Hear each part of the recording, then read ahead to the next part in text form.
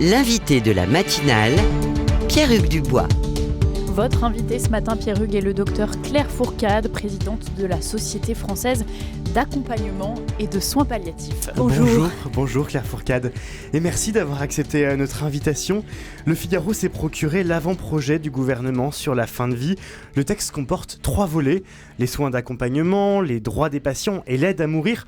Aucune mention du mot euthanasie et suicide assisté dans le texte. Pour autant, pour vous, Claire Fourcade, est-ce que cet avant-projet franchit une ligne rouge ? Absolument, plusieurs même. Voilà, avant d'être présidente de la SFAP, je suis d'abord médecin de soins palliatifs. Et nous, les soignants, on prend la parole dans ce débat, pas parce qu'on a des convictions ou des opinions, mais parce qu'on a une expérience et des compétences. Et donc, on vient amener cette expérience et ces compétences de l'accompagnement des personnes en fin de vie dans le débat. C'est ce qu'on a essayé de faire dans nos relations avec le ministère.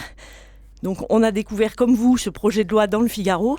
On n'avait aucune connaissance de ce qu'il y avait dedans. Vous n'aviez pas d'informations à ce propos, vous n'aviez pas été informé par Agnès Firmin-Goudeau. Rien du tout, et on a surtout l'impression que ce projet de loi aurait pu être écrit en l'état avant de commencer les discussions avec le groupe des soignants, et donc ça c'est quelque chose de compliqué pour nous. Puisqu'effectivement les soignants occupent une place assez importante dans ce projet, notamment sur la partie dite d'aide à mourir.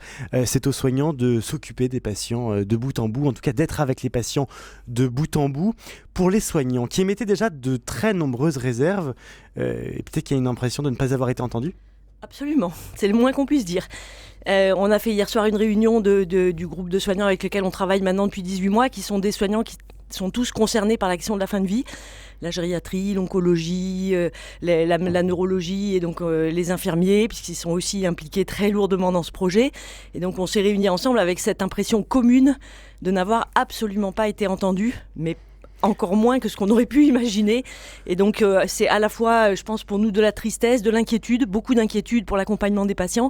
Ce qu'on avait dit, c'est qu'on voulait préserver la relation de soins et que ça nous paraissait important que la relation de soins entre le soignant et le patient soit le mieux protégée possible de ce projet. Et on est impliqué du début à la fin, à toutes les étapes, y compris même à des étapes qu'aucun pays n'a jamais imaginées.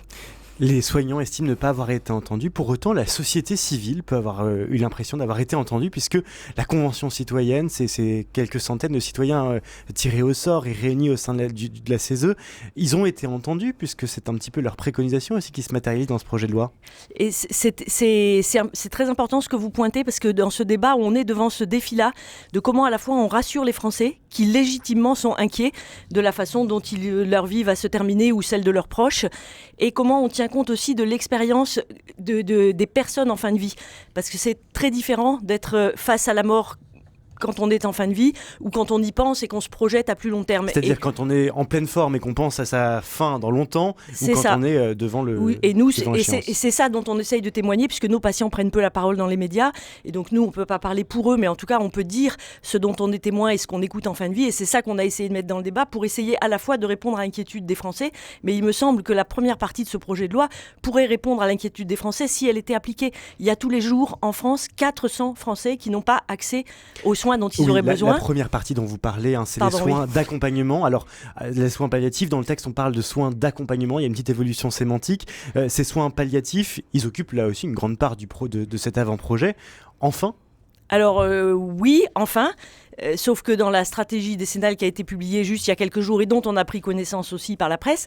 Donc stratégie sur 10 ans. Voilà, pour développer les soins palliatifs, il n'y a aucun chiffrage. Actuellement, en tout cas pour 2024, il n'y a aucun budget qui a été dégagé pour mettre en place les soins palliatifs. Un point qui fait pourtant consensus. Ça, tout le monde est d'accord. La Convention citoyenne, le CCNE, l'Académie de médecine, tout le monde est d'accord que c'est la priorité. 400 Français tous les jours qui n'ont pas accès, qui ne sont pas soulagés comme il faudrait. Et légitimement, ça inquiète tous nos compatriotes de se demander s'ils seront accompagnés correctement. Et nous, ça nous semble être la priorité qui fait consensus. Le projet de loi sur l'aide à mourir est extrêmement clivant. Il va percuter de plein fouet. Est-ce qu'il est vraiment si clivant ? Est-ce qu'il n'y a pas un consensus dans l'opinion publique, justement ? Alors, il y a peut-être une apparence de consensus. Parce que souvent, quand on pense à ces questions-là, on n'a pas forcément vu tous les enjeux qu'il y a derrière. Là, on propose que l'euthanasie puisse être faite par des proches, en sous-entendant que le proche est toujours quelqu'un de bienveillant et que ça n'aura pas d'effet sur lui. Enfin voilà, il y a beaucoup de choses qui sont pour nous des éléments très inquiétants. Et donc pour vous, les citoyens n'ont pas bien conscience des enjeux. Pourtant, les citoyens tirés au sort au sein de la CESE ont travaillé pendant pas mal de semaines sur le sujet, ont eu l'impression d'avoir un peu une connaissance. Ils ont vu de nombreuses nombreuses personnalités qui sont venues leur parler. Alors, au moment de la Convention citoyenne, on avait fait la proposition que ces citoyens, ils viennent dans le service de soins palliatifs le plus proche de chez eux. Pas des services de soins palliatifs triés sur le volet, mais le plus proche de chez eux, pour qu'ils se rendent compte que parfois il faut faire 50 km pour aller dans le service le plus proche, qu'ils se rendent compte que parfois ce service est en difficulté, mais qu'ils voient aussi tout ce qui est possible. Parce que c'est une chose de discuter de ces questions de manière théorique, et c'est une autre de voir le réel. Et nous, c'est ce qu'on aimerait mettre dans ce débat, c'est le réel. Je ne dis pas du tout que les Français n'ont pas conscience, beaucoup ont été confrontés à la question de la fin de vie, souvent de manière difficile, mais nous, ce qu'on dit, c'est que beaucoup de choses sont possibles, et qu'on pourrait faire beaucoup mieux, et que c'est certainement ça pour nous qui est la priorité. Et en tout cas, il va être clivant au niveau des soignants, ça c'est certain, et le monde du soin est actuellement en très grande difficulté, et pas pour des questions de fric, mais pour des questions de sens. Beaucoup de soignants s'en vont, quittent le métier, 180 000 infirmiers diplômés ne travaillent pas comme infirmiers. Pas pour des questions de fric, mais aussi pour des questions de sens. D'abord pour des questions de sens. C'est-à-dire que ce qu'on nous demande parfois n'a plus de sens. Travailler toujours plus vite, toujours moins bien, faire toujours plus avec toujours moins. À un moment, on devient malgré nous maltraitant, et ça n'a pas de sens pour nous. Et il vaut mieux partir que de faire quelque chose qui n'a pas de sens. Et moi, je crains qu'avec ce projet, on vienne aggraver encore la crise du sens que traverse le monde du soin. Nous sommes avec le docteur Claire Fourcade, c'est la présidente de la SFAP, la Société française d'accompagnement et de soins palliatifs. C'est parfois aux soignants d'aider la personne à mourir, c'est aussi parfois à la personne elle-même et même aux proches. L'avant-projet précise que les proches pourraient aider à mourir comme amener le verre et faire boire à la personne la substance létale qui la fera mourir. Est-ce que cela semble répondre aux demandes de certains patients, que leurs proches soient à leur côté à l'instant ultime? Alors, déjà, c'est pas la même chose d'être aux côtés ou d'être actif. C'est de faire le geste. Parce que moi, je dis souvent que les soins palliatifs, c'est la paix des survivants. C'est-à-dire que la fin de vie, c'est toujours difficile. La mort, c'est quelque chose de compliqué.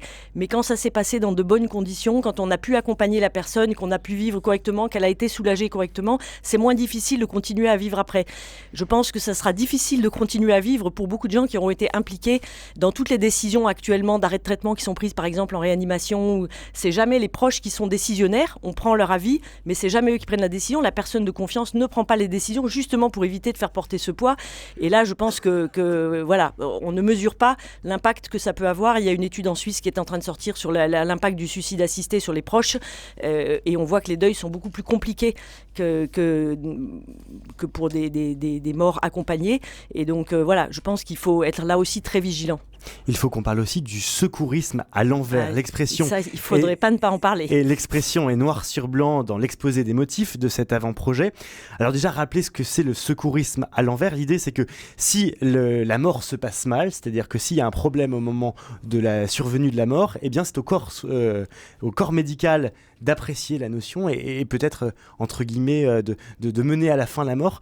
Le secourisme à l'envers, pour vous, c'est une ligne rouge absolue qui est franchie avec cet avant-projet? Là, c'est juste... alors, quand j'ai lu ce projet de loi, la première fois, je me suis arrêtée là. C'est pourtant la 5e page sur 18 de ce titre-là du projet de loi. J'ai pas réussi à aller plus loin.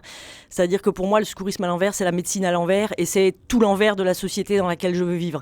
Enfin, c'est un concept comme ça, le secourisme à l'envers. Alors pour nous, déjà soignants, je sais pas si les auditeurs peuvent s'imaginer, mais donc il s'agirait d'être dans la pièce à côté et de venir achever le patient qui ne serait pas mort suffisamment rapidement. Enfin, je veux dire, ce qu'on demande, on est des soignants. Moi, j'ai choisi la médecine, et j'ai choisi les soins palliatifs quand j'étais jeune étudiante en médecine, parce que j'ai constaté les conditions dans lesquelles des personnes terminaient leur vie, et que je me suis dit que c'était pas possible, pas acceptable, et qu'on devait pouvoir faire mieux. Et que 30 ans après, la seule chose qu'on ait à proposer, ce soit d'achever les patients, et que ce soit à moi qu'on le demande, voilà, c'est juste... Est-ce que vous aviez anticipé cette expression? Est-ce que vous saviez que c'était dans les tuyaux? J'ai jamais entendu cette expression nulle part. Je sais pas qui a eu l'idée de ça, qui a pensé qu'un soignant pouvait avoir envie de faire du secourisme à l'envers. Mais enfin voilà, pour moi c'est surréaliste, mais un peu à l'image du débat qu'on vient de traverser. Et il y a le poids des mots aussi. Il n'y a pas ou à peine de mention d'euthanasie et de suicide assisté dans le texte, seulement une aide active à mourir. Pour vous, c'est une euthanasie déguisée, cette aide active à mourir? Oui, bien sûr. Ce modèle-là, c'est un modèle qui est très proche, tout ce qui nous est proposé est très proche du modèle belge. Dans ce projet de loi aussi, le médecin décide seul. il doit demander l'avis de 2 autres médecins, mais il n'est pas obligé de les suivre et ils ne sont pas obligés de se réunir. C'est-à-dire pour faire une sédation profonde, la loi nous impose une réunion collégiale. On doit discuter avec l'ensemble de l'équipe et avec un médecin extérieur et après le médecin prend la décision. Là, on n'est pas obligé de se réunir et on n'est pas obligé de tenir compte de l'avis des gens qu'on a demandé. Donc on est très près du modèle belge et pour nous, toutes les lignes rouges sont franchies. Merci beaucoup, docteur Claire Fourcade, ce matin d'avoir été l'invitée de la matinale. Je rappelle que vous êtes la présidente de la Société française d'accompagnement et de soins palliatifs.